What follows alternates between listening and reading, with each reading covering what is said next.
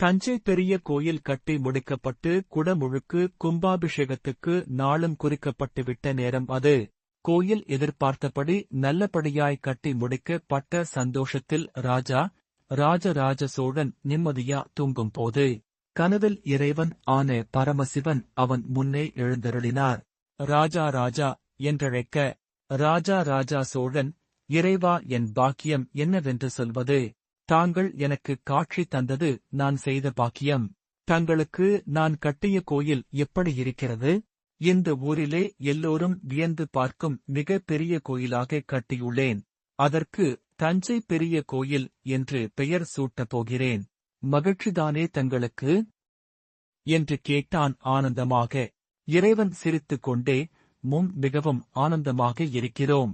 ஒரு மூதாட்டியின் காலடி நிழலின் கீழ் யாம் மிகவும் ஆனந்தமாக இருக்கிறோம் என்று கூறி மறைந்தார். ராஜனின் கனவும் கலைந்தது.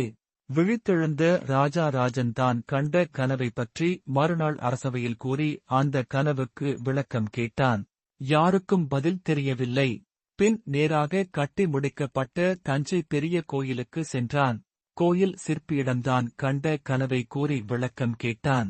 சிற்பி தயங்கியவாறே, அரசே, கடந்த 3 மாதங்களாக மோர் விற்கும் வயதான ஒரு ஏழை மூதாட்டி தினமும் மத்திய வேளையில் இங்கு வருவார். ஏழ்மை நிலையில் இருந்தாலும் தன் பங்குக்கு இந்த கோயிலுக்கு ஏதாவது செய்ய வேண்டும் என்று எண்ணிதான் விற்கும் மோரில் பாதியை காசுக்காகவும் பாதியை இந்த கோயிலுக்காக வேலை செய்யும் எங்களுக்கு குடிக்க இலவசமாக கொடுப்பார். நாங்கள் காசு கொடுத்தாலும் வாங்க மறுத்துவிடுவார். ஏதோ இந்த ஏழை கிழவியால் இந்த கோயிலுக்கு செய்ய முடிந்த தொண்டு என்று கூறி காசு வாங்க மறுத்திடுவார். இப்படி இருக்கும் போது போன வாரத்தில் ஒரு நாள் ஆலய சிற்பங்களின் எல்லா வேலையும் முடித்த எங்களுக்கு இறைவனின் கருவறையின் மேலிருக்கும் கல்லை மட்டும் சரி செய்யவே முடியவில்லை.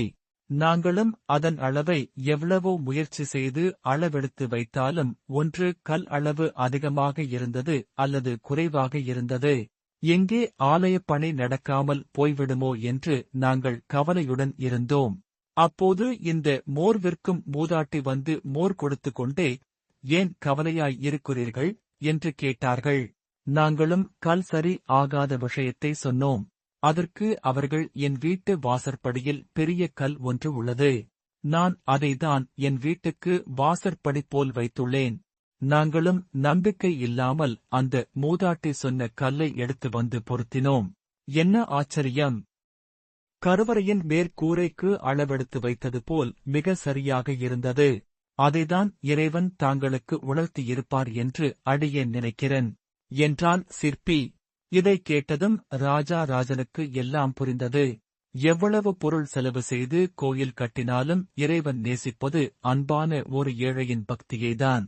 ஆரவாரமாக பொருள் செலவு செய்து நான் கோயிலை கட்டினாலும் அமைதியாக ஏழ்மை நிலையிலும் அந்த மூதாட்டி விற்க இருந்த மோரை கோயில் திருப்பணி செய்வோருக்கு அர்ப்பணித்தாரே என்று கண்ணீர் மல்கி, பின் சுதாரித்து தன் அமைச்சரை அழைத்து, அமைச்சரே, கும்பாபிஷேகம் நடக்கும் நன்னாளில் அந்த மூதாட்டியை அரண்மனைக்கு அழைத்து வாருங்கள்.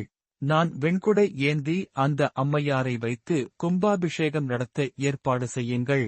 இந்த கோயில் கட்டியது அந்த அம்மையார்தான், நான் அல்ல. இதற்கு இறைவனே சாட்சி என்றான். படித்ததில் பிடித்தது என அந்த தளத்தில் குறிப்பிடப்பட்டுள்ளது.